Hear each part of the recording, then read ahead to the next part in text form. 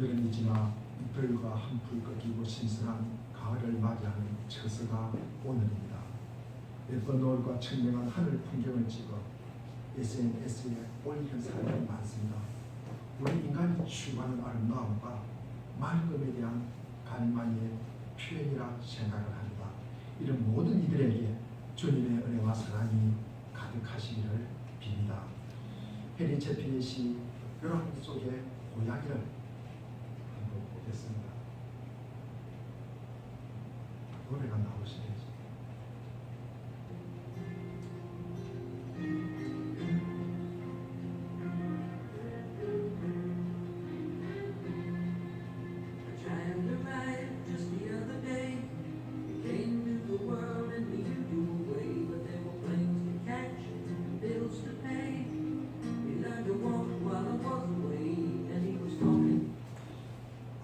있습니까?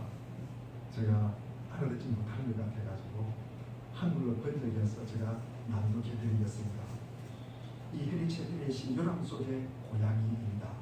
어느 날 내게 한 아이가 태어났습니다. 그 아이는 다른 사람들과 똑같은 방법으로 세상에 왔지만 그러나 아이에게는 홀로 밟아야 할 단계가 있었고 지불해야 할 계산서가 있었습니다. 아이는 내게 알지 못하는 동안 그런 말을 배웠습니다. 또 내가 보지 못하는 사이에 말도 배웠습니다. 나는 항상 바쁜 사람이었기에 아이가 언제 그런 것들을 배웠는지 알지 못합니다. 아이는 자라면서 늘 내게 말했습니다. 아빠, 나는 이 다음에 크면 아빠 같은 사람이 될 것입니다. 아시겠죠? 난 아빠 같은 사람이 될 거예요. 아이는 물었습니다. 아빠, 언제 집에 오실 거예요? 글쎄, 바빠서 잘 모르겠구나. 하지만 아빠가 시간이 나면 그때 함께 놀자꾸나. 그때 우리는 즐겁게 놀 수 있을 거야. 어느 날 10살이 된 아이가 말했습니다. 아빠, 공을 사주셔서 고맙습니다. 오늘은 저랑 함께 놀아주시겠어요? 공을 던지는 법을 가르쳐 주시겠어요? 얘야, 오늘은 안 된단다. 오늘은 할 일이 너무너무 많단다. 그러자 아이는 알았다며 혼자 공을 들고 밖으로 나갔습니다. 그렇다고 아이의 얼굴에 미소가 사라진 것은 아니었습니다. 아이는 계속해서 말합니다. 나는 이 다음에 크면 아빠 같은 사람이 될 거야. 아이가 물었습니다. 아빠 언제 집에 오실 거예요? 글쎄, 오늘도 바빠서 늦을 것 같구나. 하지만 이 다음에는 아빠가 시간이 나면 그때 아빠랑 함께 지내자꾸나. 그때 우리 즐거운 시간을 보낼 수 있을 거야. 세월이 지나면서 아이는 대학생이 되었습니다. 아빠가 먼저 아이에게 말을 걸었습니다. 얘야, 너가 정말 자랑스럽구나. 이리 와서 내 곁에 앉아보렴. 아이는 머리를 저으면서 미소 띤 얼굴로 말합니다. 아빠 제게 지금 필요한 것은 아빠 자동차 열쇠랍니다. 물론 빌려주시겠죠. 그럼 나중에 돼요. 세월이 자꾸 흘러 아빠의 머리가 점점 휘어져 갔습니다. 아이에게 물었습니다. 얘야, 언제 집에 올 것이니? 아이가 대답합니다. 글쎄요, 아버지 바빠서 잘 모르겠어요. 그러나 제가 한가해지면 그때 함께 지내도록 해요. 아셨죠? 사랑해요. 그때 우리는 즐거운 시간을 함께 보낼 수 있을 거예요.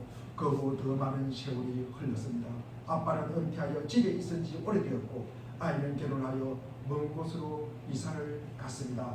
어느 날 아빠는 자신이 너무 보고파서 아이에게 전화를 걸었습니다. 얘야, 너만 괜찮다면 널 한번 보고 싶구나. 아이가 대답합니다. 아버지, 저도 아버지를 무척 뵙고 싶습니다. 그런데 통 시간이 나지 않습니다. 아버지께서도 아시다시피 요즘은 세상 살기가 너무나 힘들고 바쁩니다. 게다가 제 아이들이 심한 감기에 걸려 있습니다. 아무래도 아버지께서 양해해 주시는 것이 좋겠습니다.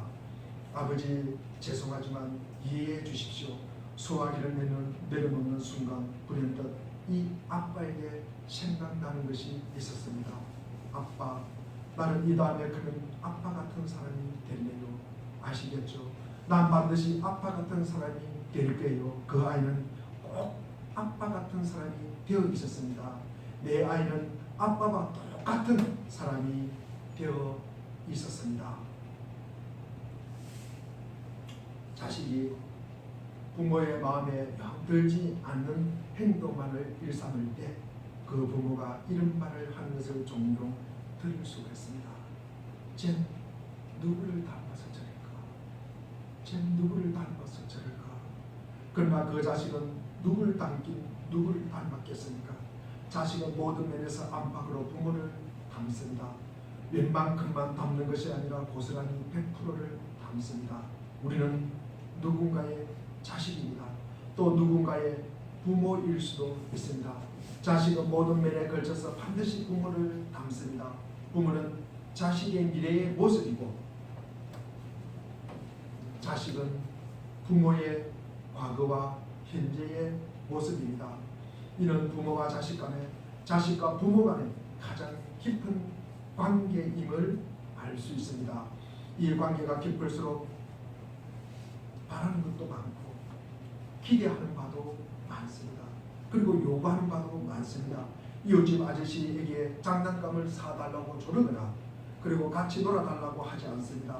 요구도 기대도 약속도 하지 않습니다. 이것은 가장 가까운 사람에게 있는 사람에게만 바라고 기대하고 그리고 요구하고 약속하는 것입니다.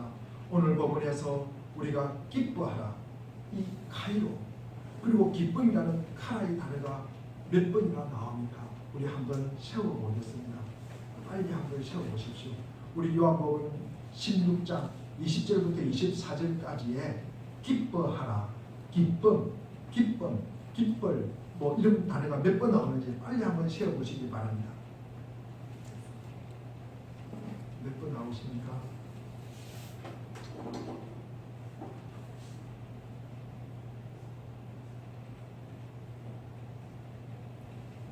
네. 6번 나오는 것 같습니다. 그죠? 6번.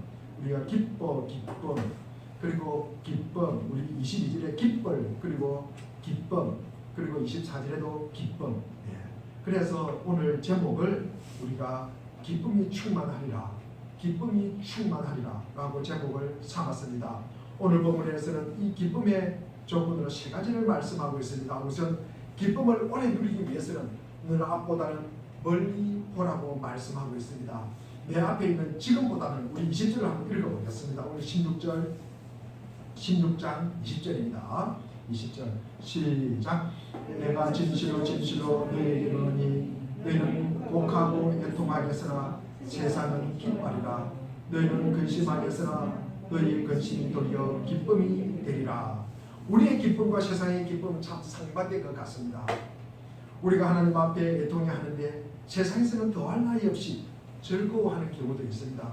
예수님은 십자가의 고통을 당하셨는데 우리는 그 십자가의 아픔이 나의 아픔으로 다가오는데 세상은 그것을 보고 기뻐하고 행복해합니다.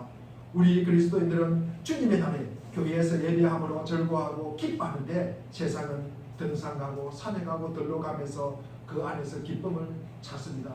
요한복음 15장 19절에 보면은 우리 너희가 세상에 속하며 우리 다시 같이 한번 읽겠습니다. 시작. 너희가 세상에 속하였으면 세상이 자기의 것을 사랑할 것이나 너희는 세상에 속한 자가 아니요 도리어 세상에서 택하였기 때문에 세상이 너희를 미워합니다. 우리는 이 땅에 발을 딛고 살아가나 세상에 속한 자가 아니라 하나님의 자녀임을 우리는 기억하시기를 바랍니다. 그래서 우리 앞에 있는 당장의 행복과 지금의 즐거움과 그리고 지금의 기쁨과 지금의 쾌락을 쫓아갈 것이 아니라 멀리 보아야 합니다. 주님께서는 계속해서 이렇게 말씀합니다. 우리가 21절에 보니까 여자아이가 해산할 때에 근심이 잠긴다. 진통할 때가 왔기 때문이다. 그러나 아기를 낳으면 사람이 세상에 태어났다는 기쁨 때문에 그 고통을 더 이상 기억하지 않는다. 여인이 아이를 낳는 해산의 고통이란 온몸이 어스러지는 고통입니다. 바로 죽음의 고통입니다. 그러나 그 고통을 평생 잊지 않고 기억하면서 날마다 시간마다 몸서리치면서 사는 여인은 아무도 없습니다. 왜 그렇습니까? 새로이 태어난 생명의 기쁨 때문입니다. 그 생명의 기쁨이 너무나 크기에 해산의 고통은 더 이상 전속할 공간을 갖지를 못합니다. 두 번째 기쁨은 그는 이 주님으로부터 나와야 한다는 것입니다. 우리 22절을 우리 읽어보겠습니다. 22절 우리 도균이가 읽어보겠습니다. 우리 도균이가 16장 요한복음 16장 21절 큰 소리로 읽길 바랍니다. 시작.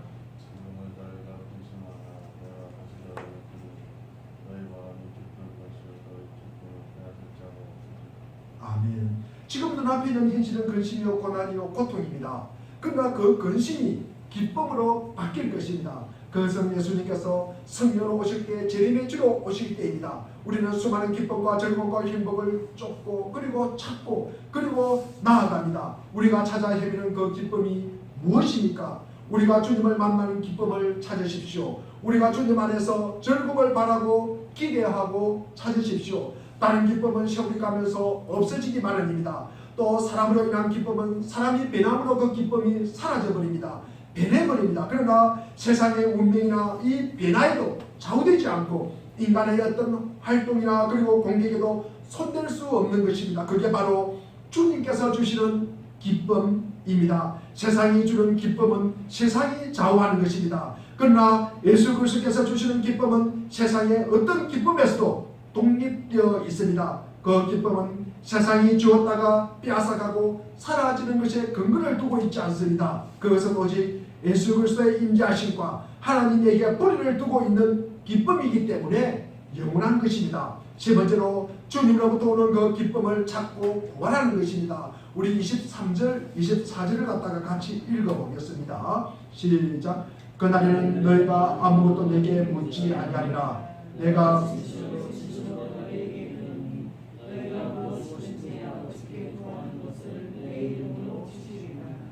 지금까지는 너희가 내 이름으로 아무것도 구하지 아니하였으나 구하라.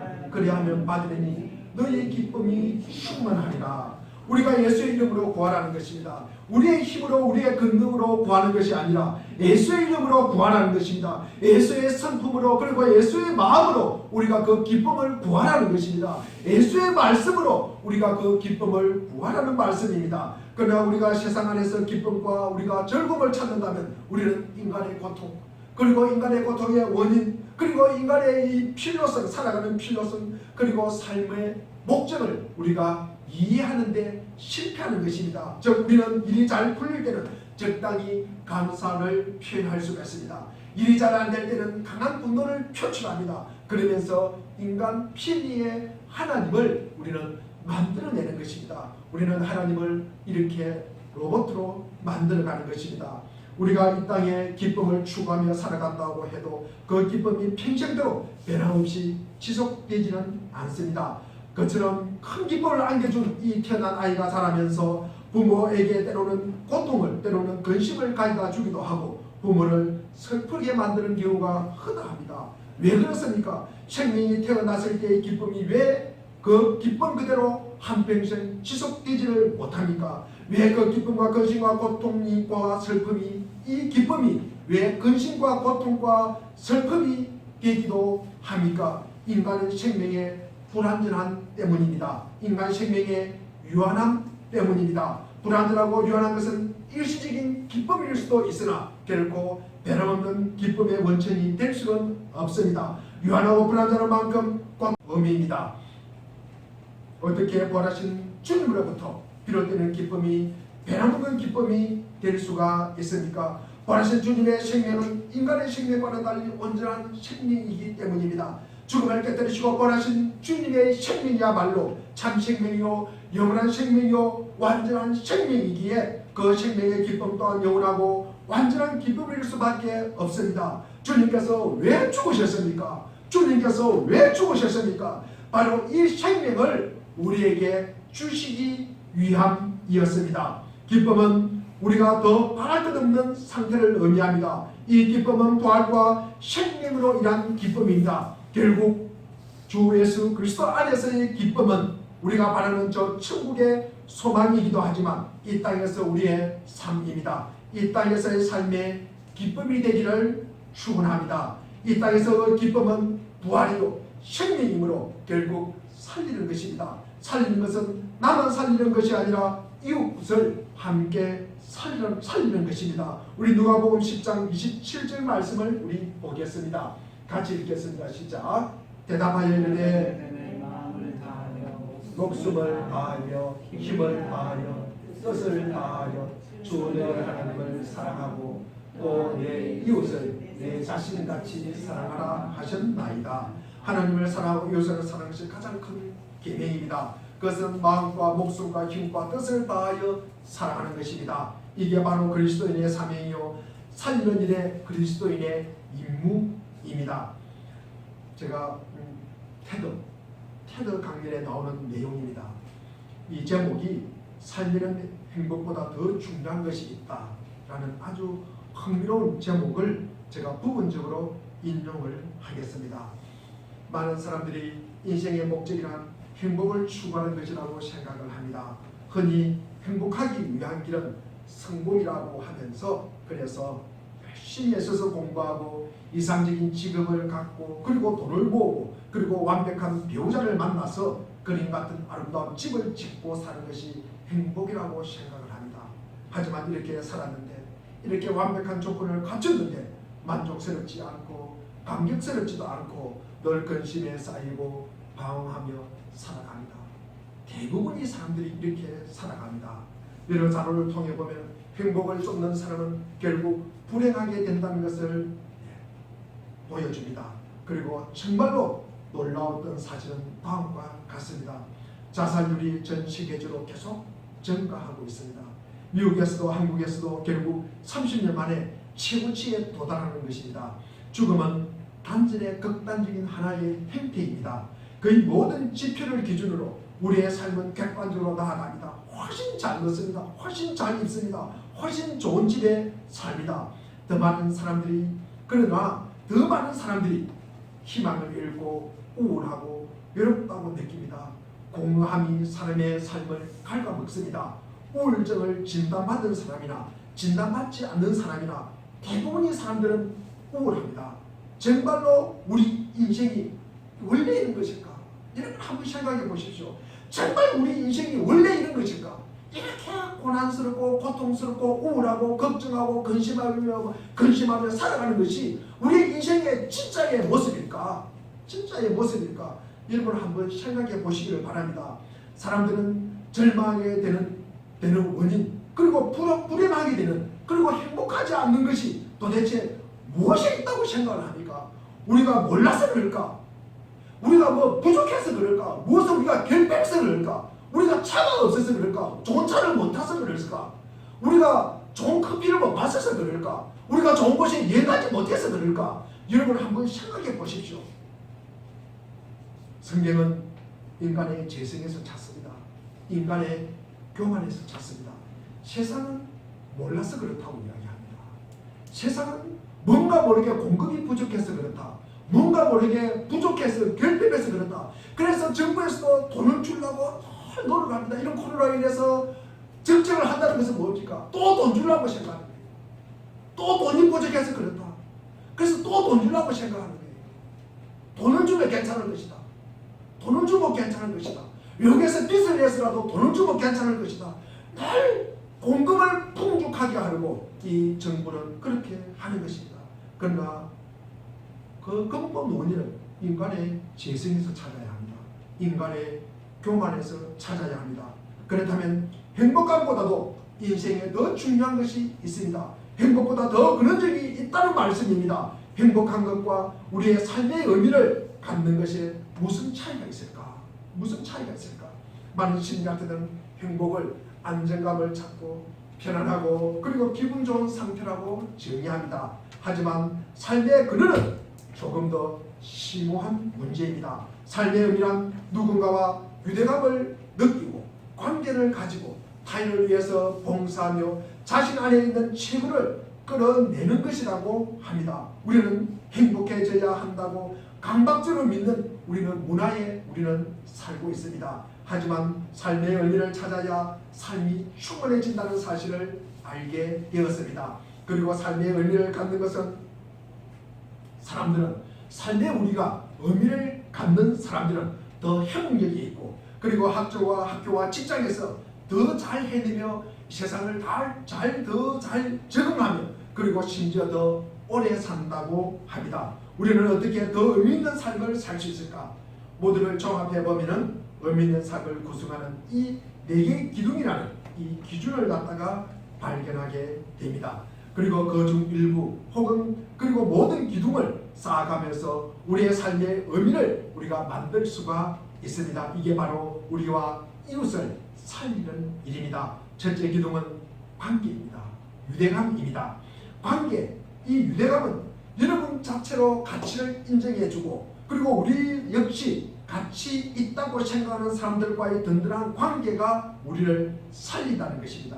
우리가 믿고 좋아하는 것 혹은 싫어하는 것이 무엇이냐에 따라서 우리의 가치가 결정되는 관계를 말하는 것입니다. 이 관계는 타인과 함께 존재하면서 사랑하는 마음을 가지고 그 관계를 성숙시킬 것인가 안 시킬 것인가는 우리의 선택의 문제입니다. 이 관계는 반응을 하는 것입니다. 우리는 하나님의 말씀에 더 예민하게 반응을 합니까? 아니면 죄에 우리가 더 친숙하게 반응을 합니까? 우리 모두 알게 모르게 사람들에게 상처를 주고 있다고 생각을 합니다. 저 역시도 마찬가지입니다. 한두 번 만났던 사람, 이 지인이 알듯 못했다는 사람들이 길에서 마주쳐 지나가더라도 모르고 지나가는 수도 있습니다. 누군가가 저에게 이야기할 때 저는 스마트폰을 만지작거릴 수도 있습니다. 모두 이 다른 사람들을 무시하는 행동입니다. 중요하지 않는 사람이라는 기분이 들도록 하는 것입니다. 하지만 사람들은 사랑의 관계를 이끈다면 서로를 내밀하는 건이 생기고 서로를 지지하게 됩니다. 많은 사람들에게 이 유대감은 삶의 의미에서 가장 중요한 요소이자 가족과 우정의 관계로 결속시키는 것입니다. 관계를 통해서 자신의 존재감을 확인하고 이 상대의 존재감과 이 귀중함을 알기 때문에 서로에게 살리는 관계가 되는 것입니다. 두 번째 기둥은 목적입니다. 목적을 찾는 것은 행복하게 만드는 직업을 찾는 것과는 다릅니다. 내가 어떻게 살면, 내가 어떻게 하면 행복해질까? 우리가 좋은 직장을 가지면 그것을 찾는 것과는 다르다는 말씀입니다. 삶의 목적이란 자신이 원하는 것이 아니라 자신이 무엇인가를 내어주는 것입니다. 병원에서 일하는 한 의료인의 목적은 아픈 사람을 치료하는 것입니다. 그가 일을 해서 돈을 받는 것이 목적이 아니라 그가 아픈 사람을 고쳐주는 것이 목적입니다. 많은 사람들은, 많은 부모들은 이렇게 이야기를 합니다. 제 인생의 목적은 아이를 키우는 것이라고. 목적의 중요점은 여러분의 이 강점, 여러분의 장점을 이용해서 타인을 돕는 것입니다. 물론 직업을 통해서도 할 수가 있습니다.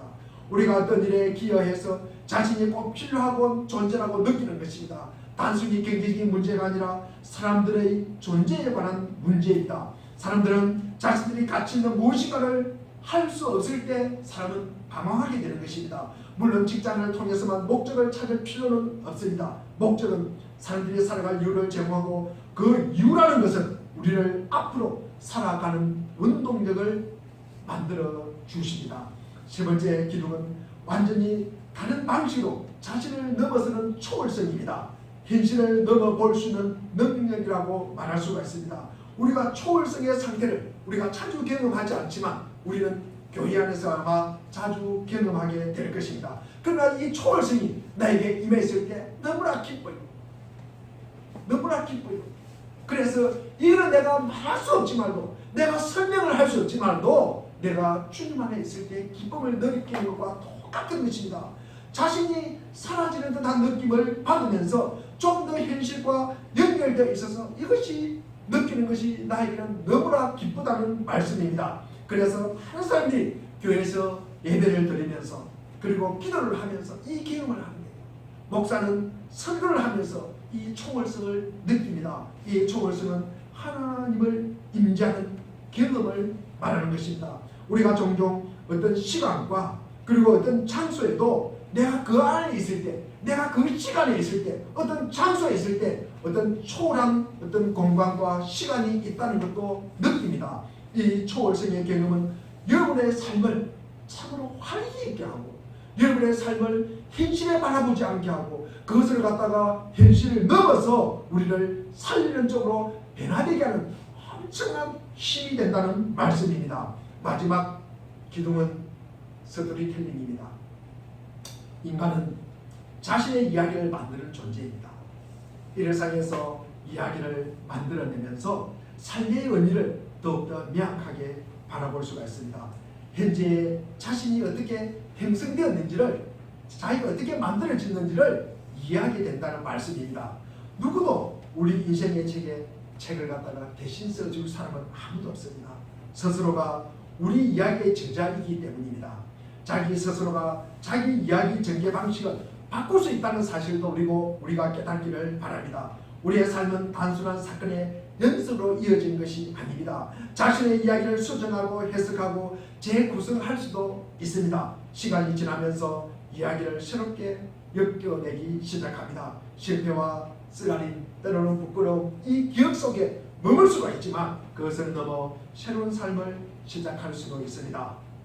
그는 자신의 이야기를 수정하면서 그의 삶 역시 변하게 되는 것입니다. 새로운 이야기를 자기 스스로에게 들려주기 시작하면서 삶의 목적을 우리는 발견하게 되는 것입니다. 우리 사랑하는 물개동성교회 교우님들은 어떤 자신의 스토리텔링을 가지고 있습니까? 내 삶에 어떤 스토리가 있습니까? 생명을 살리는 일에 우리는 어떻게 기여를 하였습니까? 대부분의 사람들은 자기를 살리는 일에 몸부림치면서 살아갑니다. 자기 스스로 많은 것을 소유함으로 그리고 편안하고 행복해하다고 생각을 합니다. 그러나 우리는 많이 소유함으로 불행하게 되는 경우를 우리는 너무나 많이 보게 됩니다. 그렇다면 나만 살리는 것이 아니라 이것을 살리는 일에 우리는 어떻게 기여를 합니까?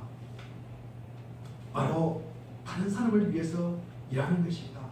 내가 잘 먹고 내가 등 따시고 배부르고 그리고 내가 많이 소유하고 내가 내 감정대로 내 쾌락을 위해서 하고픈 대로 하는 것을 넘어서 이웃을 위하여 이웃과 함께 이웃을 살리는 일에 우리는 어떤 기여를 하였습니까?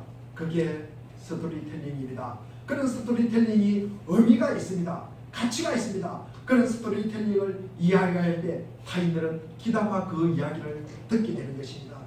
제가 이종우 권사님께서 저에게 하신 이야기 중에 자기 본인의 이야기를 갖다가 하자 그러면은 책을 갖다가 수식을 써도 모자란 말입니다. 그래서 제가 짐작을 합니다. 우리 권사님께서 나에게 어떤 이야기를 할까? 여러분, 권사님이 책을 갖다가 몇 권 쓰겠다, 수십 권을 쓰겠다, 수백 권을 쓰겠다고 하는 것은 그 책의 내용에 무엇을 쓰겠습니까? 본인이 잘 먹고 잘 살고 그리고 본인이 편안하게 살고 그리고 본인이 예행한 그런 이야기를 쓰겠습니까? 안 그러면 고생하고 죽을 고비를 넘기고 때가 빠지도록 일하고 자식을 위해서 그리고 남편 뒷바라지 하면서 교회에 헌신하면서 그렇게 타인을 위해서 살리는 일에 했던 이야기가 아닐까 저는 그런 짐작을 합니다. 아마 그럴 것입니다. 예수님도 자기 이야기합니다. 예수님도 자기 이야기합니다. 예수님도 어떻게 살았습니까? 하나님의 말씀에 철저하게 순종했다는 이야기입니다. 예수님께서 내가 등 따시고 배부른 이야기 예수님이 하셨습니까? 성경에 보면은 예수님이 고통당하시고 그리고 순종하시고 십자가에 돌아가신 그 이야기 하시는 것입니다. 그래서 외롭고 혼자서 기도하고 외로웠다는 이야기 그리고 부활하셨다는 이야기 하늘나라에 갔다는 그 이야기 하시는 것입니다. 예수님께서 다른 사람을 비방하고 다른 사람을 험담하는 이야기 예수님이 하셨습니까? 어떤 사람들은 자기 이야기를 하자 만나면은 다른 사람 이야기하는 분이 계십니다. 제게 가끔 전화를 하시는 분이 계십니다. 한 10분 통화하면 8분 9분은 다른 사람 이야기합니다. 또 어떤 사람들은 하나님과 전혀 무관하게 살았던 삶의 이야기를 갖다가 너무나 자랑스럽게 합니다. 그러면 참 듣기가 민망합니다. 듣기가 민망합니다. 바로 다른 사람을 위해서 무슨 일을 하셨을까? 저분이 속해 있는 가정에 그리고 저분이 가지고 있는 가정에 그리고 자식을 위해서 무엇을 하였을까? 그리고 본인이 속해 있는 직장에서 무슨 일을 하셨을까? 자기가 속해 있는 교회 공동체에서 무슨 일을 하셨을까? 무슨 헌신을 하셨을까? 무슨 하나님 아버지 봉사를 하셨을까? 제가 처음에 물개동성교회를 개척했을 때 2층에 있지 않고 3층에 있었습니다. 3층에 처음에 계약을 하고 40만 원의 계약을 하였습니다. 그리고 페인트를 칠을 하고 우리 교우님들이 오셔서 그때 페인트도 칠도 하고 땀도 흘리고 제가 그 기념으로 아직도 장갑이 여기에 있습니다. 이만큼 장갑을 갖다가 페인트 묻은 장갑을 제가 쌓아두었습니다. 그리고 붓도 있습니다. 페인트 칠한 붓도 있습니다. 제가 삼청에 있을 때 주일 예배 때 이야기입니다. 마지막 제가 그때 전도사였기 때문에 축도를 하지 못하고 주기도를 하였습니다. 마지막 제가 기도할 때 한 번 쓰러졌습니다. 기도하다가. 그리고 또 다시 일어서서 주기도를 하다가 또 제가 쓰러졌습니다. 그래서 119에 실려가지고 부평에 있는 성모병원에 실려간 일도 있습니다. 연말에 기부금 증명서를 갖다가 제가 처음 저희들에게 교회에 헌금하신 분들을 위해서 기부금 증명서를 갖다가 발급받기 위해서 노예 사무실에 갔습니다. 그런데 2,500을 내라고 하는 거예요. 그런데 돈이 없습니다. 그래서 제가 노예 사무실에 있는 간사에게 거짓말을 하였습니다. 지갑을 가져오지 않았다고. 저 호주머니에 돈이 하나도 없었거든요. 저희 교회 통장에도 돈이 하나도 없었습니다. 그래서 주일을 지내고, 그래서 그 주일에 25,000원이 들어갔어요. 그래서 제가 그 25,000원을 이체를 시켜주었습니다. 그래서 아마 제가 거짓말하지 않는 제가 거짓말을 한 기억이 있습니다.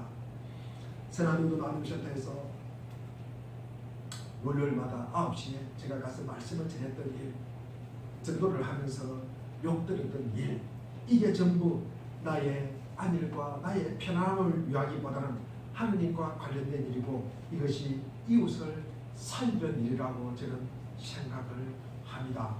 특히 고난과 아픔과 그리고 실패와 쓰라림, 그리고 부끄러웠던 기억들 속에 우리가 머물 수 있지만 그것을 넘어 새로운 삶을 시작할 수도 있습니다.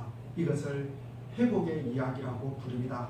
나쁜 상황이 좋은 상황으로 회복되는 이야기입니다. 의미 있는 삶을 이끄는 사람들은 그들의 삶 속에서 벌어지는 이야기들을 회복하고 그리고 성장하며 사랑으로 정리하여 들려준다는 사실을 우리는 발견하게 됩니다. 그렇다면 자신의 이야기를 어떻게 우리가 바꿀 수 있을까? 자신의 삶을 찬찬히 들여다보면서 자신이 겪은 일들이 자신을 어떻게 형성하게 되었는지, 이런 것은 무엇이며 또 얻은 것은 무엇인지를 분명하게 합니다. 물론 하루아침에 가능한 일은 아닙니다. 수년이 걸릴 수도 있고 그 과정이 고통스러울 수도 있습니다. 하지만 누구나 어려움을 겪고 우리 모두 애쓰며 살고 있습니다. 자신의 아픈 이 과거를 감싸 안으면서 새로운 통찰력과 지혜가 생겨서 여러분을 지탱해주는 좋은 점을 우리가 발견하게 될 것입니다. 그리고 작은 사랑 실천의 일환으로 모든 생명을 위해 봉사합시다. 자신을 해치는 사람이 있더라도 늘 선한 마음을 갖도록 우리가 훈련을 해야 합니다. 우리의 삶의 끈이 무엇인지 살펴보기를 바랍니다. 그래서 무엇이 저의 삶에 가치 있게 하는지를 찾기 시작합시다. 우리가 건축물을 세울 때도 기둥이 참 중요합니다. 삶의 기둥이 있듯이 우리의 삶이 깊이 있고 진실 때 우리가 살 수가 있습니다. 사람들이 삶의 의미를 찾도록 우리 가족과 우리 공동체 안에서, 그리고 이러한 기둥을 세워서 개개인들이 그들의 최대치를 이끌어낼 수 있도록 우리는 도와야 합니다. 하지만 의미 있는 삶을 살기 위해서는 노력이 필요합니다. 끊임없는 과정에 우리는 놓여 있습니다. 매일 흐르는 시간 속에서 우리는 끊임없이 우리의 삶을 창조하고 우리의 이야기를 하나씩 추가해 나가는 것입니다. 물론 우리가 길을 잃을 때도 있습니다. 그럴 때마다 저의 경우에는 난 지금 무엇을 위해서 살고 있지? 나는 지금 어디에 있지? 나는 지금 누구지? 이 말씀을 되뇌입니다.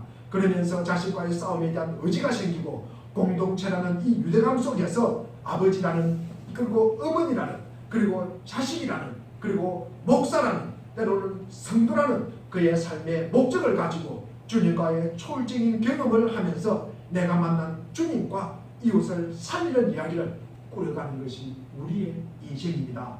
행복함은 왔다가 한순간에 사라지기도 합니다. 하지만 삶이 너무나 좋거나 혹은 또 너무나 괴로울 때가 있습니다. 여러분을 지탱해 주는 것은 삶의 의미를 갖는 것입니다. 한 걸음 우리가 더 나아가서 한 인간의 삶은 자식뿐만 아니라 반드시 주위에 있는 사람에게도 영향을 미칩니다.